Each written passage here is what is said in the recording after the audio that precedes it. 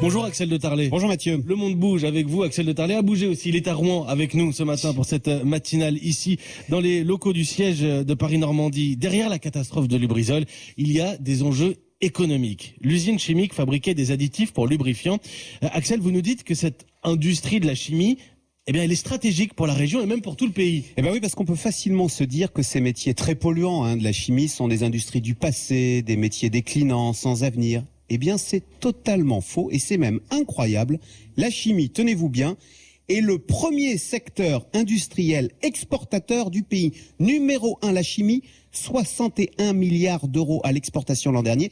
C'est plus que l'aéronautique, plus que l'automobile. C'est un de nos domaines d'excellence. D'ailleurs, 9 prix Nobel. On le dit jamais. Oui, mais on le découvre. Ce matin. C'est un excédent commercial de 10 milliards. C'est à la hauteur, c'est à égalité avec les vins et spiritueux. Alors c'est vrai, on n'en parle jamais. Pourquoi ? Parce que c'est beaucoup moins sexy que le champagne ou les avions.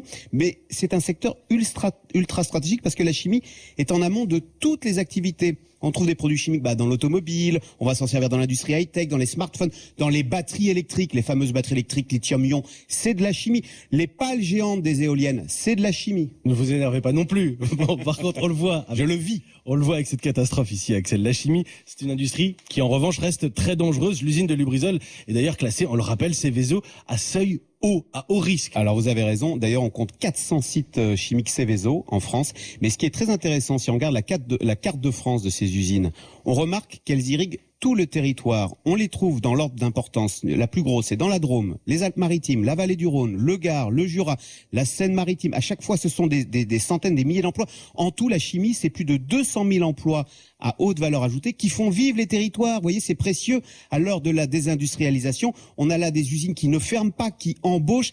Et c'est pour ça qu'il est essentiel de faire toute la lumière sur cet incendie dramatique de Lubrizol, parce qu'on le voit, ce secteur de la chimie est stratégique pour le pays. Merci de l'avoir dit, Axel de Tarlet, de nous l'avoir appris. Premier secteur à l'export pour la France. Thierry Rabillet, quand même, quand on dit qu'il y a 59 sites Seveso en Seine-Maritime, j'imagine que les Rouennais, même en colère, ont conscience que c'est un enjeu d'emploi important. Bien sûr, surtout qu'il y a eu la fermeture récente de la dernière raffinerie Petroplus qui était sur cette zone aussi de la rive gauche de Rouen. Donc ça a été des centaines d'emplois qui ont été détruits. Et lorsque l'usine donc Lubrizol a eu cet incendie il y a quelques jours, on a tout de suite rappelé qu'il y a quand même 400 emplois directs, c'est 400 familles. Il y a les sous-traitants. Au total, c'est quasiment 2000 familles qui vivent ici de Lubrizol. Thierry Rabillet, rédacteur en chef à Paris-Normandie, qui nous accueille ce matin. Merci Axel de Tarlet, c'était Le Monde Bouge.